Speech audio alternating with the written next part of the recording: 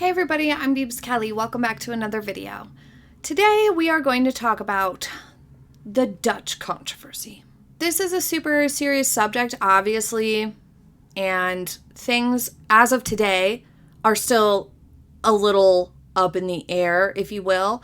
And since I am not the speediest at getting videos out, it's only been like 2 days since the Dutch version of Endgame got pulled and all of that stirred up. So I'm making this video based off of the information that has been made public at this time. And so this is all based on that, and I will be sharing my opinion on the matters and logical conclusions based on the facts that we know today. My opinion on the matter? Omid did it, and the Meg has been meddling, as usual. I personally fully think there is zero chance that Omid'S did not put this in at least one copy of his books. His comments that he has never produced a copy with names is a lie, in my opinion. There is literally no logical way that names and paragraphs could be in a copy that you have never, ever in your history of writing the book put in there. It just doesn't happen. We would have heard of this happening in other circumstances in the past with other authors all the time. If that just happens, that people can just plop words in your manuscript without your knowledge as the author. That just doesn't happen. So it's clear that Omid is lying.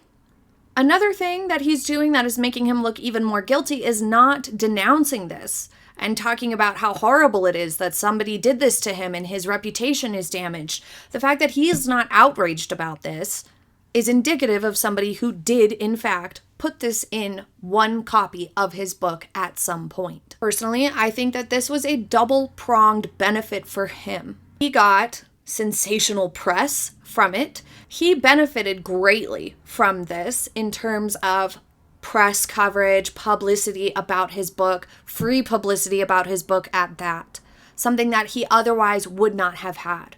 Omid'S is not well known to the public at large. He's really only known to those who follow the royal family or Meghan Markle and Harry. There's nobody else who knows about this guy. He's not that big of a journalist. He's not Piers Morgan. He's not an Anderson Cooper or somebody who people know about and would want to buy his book no matter what it was about. He's not on that level. So he needed something to kickstart the publicity for this book, and this was a perfect option. It also benefited him in terms of his situation with Meghan Markle and his points of view. He's clearly very, very biased and has been, and his bitterness towards being sort of pushed away from the royal family in terms of access as a journalist is something he's clearly been out of shape over and is feeling a bit spiteful about, it would seem, based on a lot of the text in his book so far. Now, I have not bought the book. I have read anything that you have read in terms of news excerpts from the book. And of course, some of them have been translated this way and that way, so they aren't necessarily 100% word for word what he wrote. But we're getting there. I'm not rushing to cover this book, but this news item, I am. Nobody has ever accused Omid'S of responsible journalism, but this is really beyond the pale. This is so much more intense and it has so much wider implications than other sorts of journalistic errors or laziness. In a roundabout way, he sort of revealed who his source was, and he has published just absolute hearsay, which is akin to slander in this situation. But before we get into that, let's just be perfectly clear about this. It can only have been Meghan Markle and or Prince Harry who provided this information to Omid'S. Only. Now, of course, they may have had a little bit of a changing of hands, passing it along, but it could only have been from them originally. As for the letters, those of you who don't know what's going on, I suppose a quick summary is in order. Allegedly, Meghan Markle and King Charles were exchanging letters after the Oprah interview aired. The Oprah interview, which is full of lies. Omid'S claims to have had access to these letters. They are one of the sources he used when writing this book, and the source for this particular paragraph in which two royals were named as having a conversation that Meghan categorized as concerns, but literally everyone else on the planet would see as normal conversation, wondering, what will the baby look like?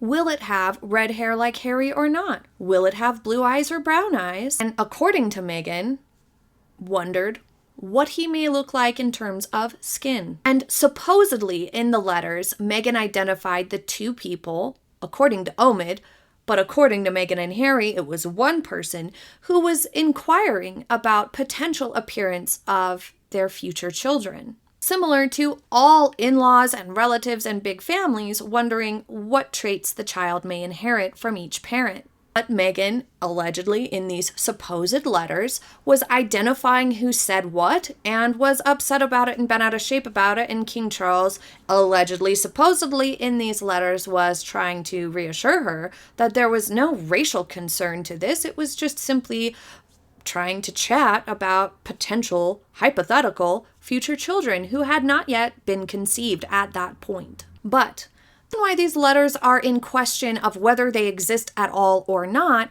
is because Meghan Markle leaked a letter she wrote to her own father to the press, the Dear Daddy letter, and then she lied about it in court. Therefore, it would be incredibly surprising and a very high risk for anybody to undertake letter communication with her ever again in the future. So most people are very skeptical on whether or not these letters exist at all. It's pretty common knowledge that King Charles does not have a mobile phone, or at least that's the public-facing statement, that he doesn't carry a mobile phone or have a mobile phone. I would believe it. I mean, who really needs one if you are the king? If somebody needs to get a hold of you, surely they would be able to. And other electronic communications like email may feel even less secure than a letter, I suppose. A letter could have a courier take it directly to the party, but I still personally feel like that's not very likely that a letter exchange would take place, especially at a time of such tensions. I'm just not sure. So my personal opinion is that there's a very slim chance that those letters exist at all.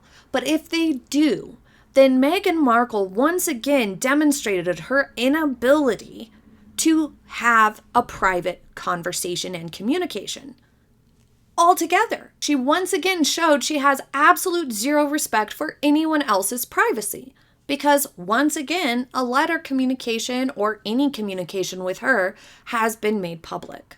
And if these letters exist, she would be the only one, she and Prince Harry anyway, would be the only ones who had access to it and who held ownership of those letters.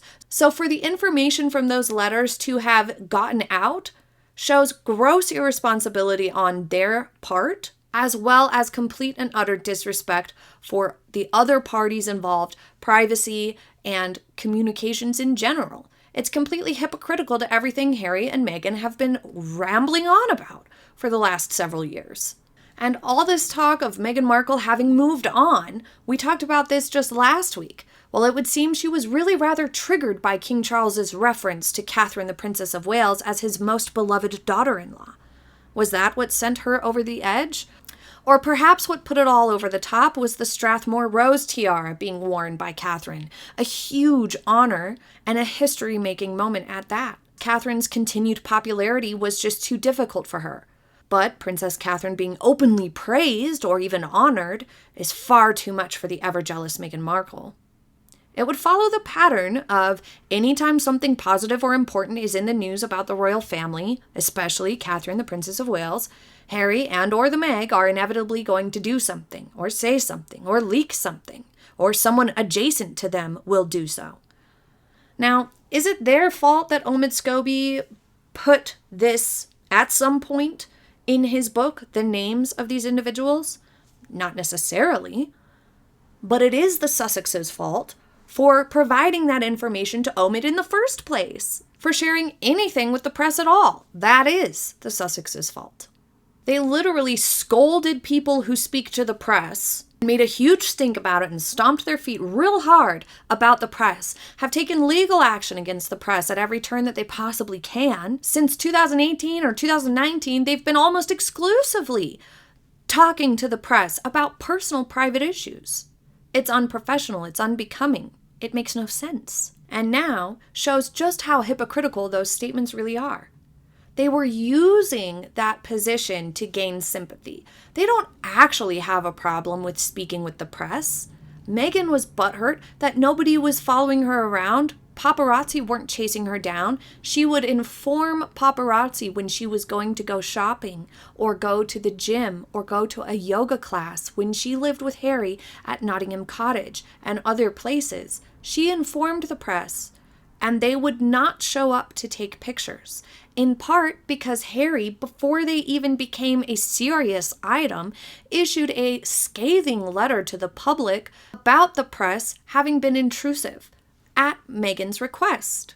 Meghan requested Harry make some big public statement and stink that people were bothering her and that he wants them to leave her alone. There is very little evidence that this was ever happening at all.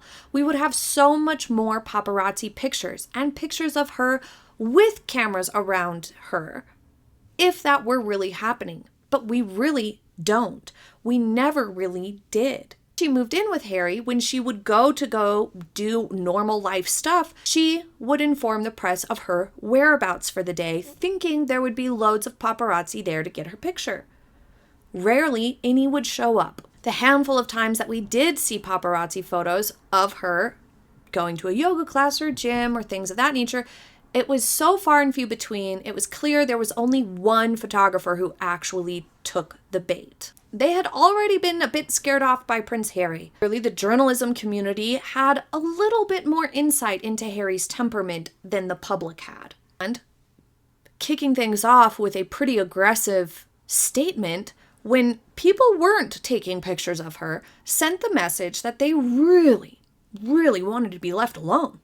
Eventually, though, that made Meghan irritated because she wasn't being chased around. People didn't care so much if she went to a yoga class, and there weren't paparazzi tripping over one another to try to get her picture, which is one of the things that she envisioned being part of her life once she married into the royal family. So you can see it's plain as day. Harry and Meghan actually quite like the press. It makes them feel quite important, and they enjoy leaking things through various press channels, whether it be Omid in a book or People magazine.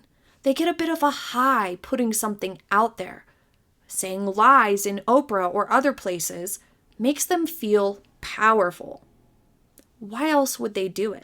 But regardless, this bit of information could only have come from the Meg and Prince Harry, exclusively. Same with this story about the car ride being silent. When has a car ride immediately following a matriarch's death ever been anything but silent? People are shocked, saddened, overwhelmed. It doesn't matter if you're famous people, royalty, or otherwise, if you are going to do a walkabout or going to the funeral home or simply driving home. A time in which someone has passed away is a somber time. People do not want to talk. People have thousands of thoughts and emotions and feelings running through them at all times. People don't know what to say. So yeah, the car ride was probably quiet. But why is that information being told? And why is it being painted as some sort of malicious negative? Some sort of assault on Harry and Meghan? I do not understand this at all, and quite frankly, it makes both Omid and Meghan and Harry's camps look really ridiculous and insensitive to think that a silent car ride after Queen Elizabeth's death, a 2-minute car ride at that, has anything to do with Harry and Meghan. At all. The fact that this is out there is extremely irresponsible and plain unkind. It makes their desires to be invited to Sandringham all the more insulting, too. These narcissistic tendencies are really on full display at this point. They are manipulative. They are deflecting blame, and they are not doing the right thing. The Sussexes cannot come out and make statements or file legal action against Scobie or this situation at all because they did provide information to him, knowingly. So there's nothing they can do in terms of denouncing this situation, as it would be a legal conflict. They simply cannot come out with a statement that would contradict their very involvement, or else they would end up in court and the Meg would have to once again admit to misremembering, just like with Finding Freedom. So the fact that we have silence from Omid's camp shows us that Omid did indeed put the names in the book at some point. Therefore, he cannot legally get too bent out of shape, or else he would be perjuring himself. Meghan Markle and Prince Harry also are silent and cannot bring forth any sort of aggressive legal statement or anything of that nature, because if they did, it would be contradicting their involvement. So here we have two guilty parties, clearly guilty. The media irresponsibility about this is truly out of hand. We have known this for some time. We have been dealing with lazy journalism and copy and paste journalism so much. Even Omid himself acknowledges that journalists don't have time to go and check sources because the news cycle is so rapid and fast. Nobody can stop and take the time to verify stuff for themselves and be responsible journalists because there is such demand to be one of the first articles out there. And you probably experience something like this. Anytime there's a news situation, a news update, or a new piece of news out there, you read an article, you go to the next article to try to get more information on it, and it's the same exact information. Every single article you read has a different title, one more clickbaity than the next, but no new info, no facts, nothing concrete to back any of it up. Nobody has that. Nobody has verified this information. They are all just saying, this news outlet reported it, so we're going to tell you what they reported on. This results in the news items that we read often not being news themselves, but rather reporting on what some other newspaper said. They're saying that this newspaper said this. They're not saying that we know these people did this or said this for ourselves because we verified it through our own sources, which leaves us with very little substance in the news and very high levels of confusion and frustration. But this goes one step further. All these news articles are phrasing it as a racist remark. The royal racist. Concerns over skin color. How does Meghan know it was concerns? She wasn't even there for that conversation. Using the words Meghan used many years ago that are clearly a lie, because Harry didn't even back up what she said, he had a different version. The fact that irresponsible statement that was clearly full of holes has been used time and time again in news articles is so irresponsible and frustrating to watch happen. It's frustrating no matter who it's happening to. It's hearsay.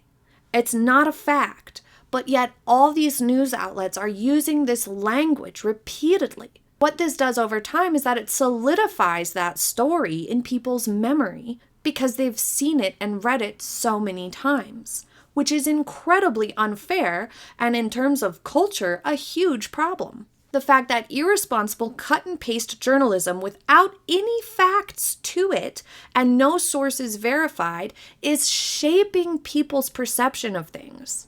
It's not okay. And before anybody tries to say that the same happened to Meghan, it just didn't. It just didn't. The press during the time that Meghan was part of the royal family was largely positive for both her and Harry. There were times where rumblings and rumors came out, but they were relatively short-lived, and often based on things people had directly heard or seen, like, for example, incidents on tour or things Meghan did or said that were documented in real time, like riding on the bananas. These things were reported on, and the public reacted poorly to them. They didn't like it. They didn't like how she was acting. They didn't like how she was dressing kind of sloppily or not respecting certain rules or organizations, or they simply just didn't like what they heard her say. It was the public that didn't like the behavior and the character that they were seeing come out of these two. But back to the articles. All of them phrasing this as a royal racist or comments over skin color is irresponsible. It's not factual, and there's zero evidence such comments were ever made. No eyewitness has ever come forward. No one who was present in the moment has ever come to clear the air about it or explain it. Even the Meg said she was not present for these conversations on Oprah. It's frustrating because the media continues to use this language from somebody who was not even present at the time. And this is something that has happened to many of us in our real lives. A third-hand account of a conversation or an event is manipulated and used to sow conflict. It's often at the hands of somebody quite high in narcissism because they do so enjoy using things to their own benefit or causing some drama and watching it play out. And they do not understand or grasp or care about any consequences or repercussions of such hearsay. And this is hearsay. Therefore, it's unacceptable for journalists, news outlets, and the rest to report on this matter literally at all. Technically speaking, the report of another person's words by a witness is usually disallowed as evidence in the court of law. So if you can't even submit it as evidence and prove it as true in any way, shape, or form, then media outlets should not be repeating it as such. It makes zero sense. And in this case, we don't even have a direct witness. We have the Meg, who says that someone told her.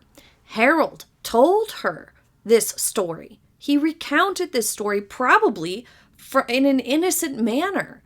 He probably only said that it was an uncomfortable conversation months later when the Meg told him he should find it uncomfortable. And once again, she told a different version of it than Harry. She said she was pregnant at the time. She manipulated her words to make it seem like it was a concern and that it was connected somehow to both security and titles, one of which has been proven wrong right from the start. None of it had anything to do with titles and everything to do with the fact that those children were never going to be titled until King Charles became king. Meanwhile, Harry said this happened before they were even married, before there was any baby conceived. And again, Meg was not there. Harry later went a step further and said, no, nobody considered that as racism. We didn't consider it as racism. We considered it unconscious bias. But on Oprah, Meghan very much said it was concerns about skin color. Really? Concerns? I personally doubt that all the way. Who cares? It makes no sense. What concern would there be? It's really literally so archaic. It's hard to believe at this point that anyone would be concerned. Exactly no one was concerned. By all logic, as Chris Rock put it, this was in-law shit. People never think twice about hoping their kids get their eyes or their dad's thick hair or their dad's height or their skin, perhaps talents even. Traits of all sorts are discussed when somebody's pregnant or when relationships and marriages happen.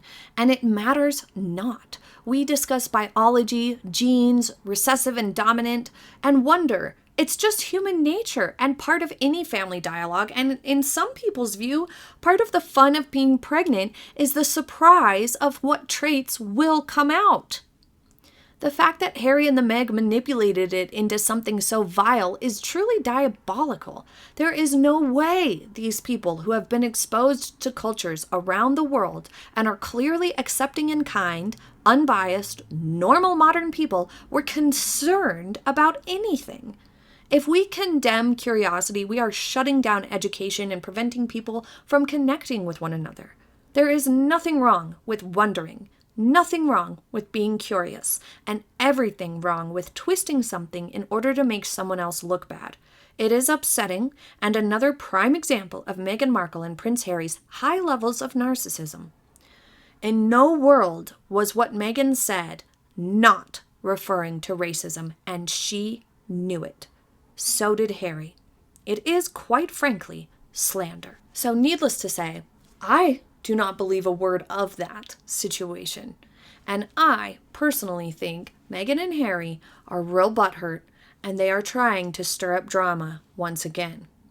What do you guys think? Please leave it in the comments below. Thank you so much for joining me for this video. I hope you have a very happy day ahead, and I will see you next time. Bye!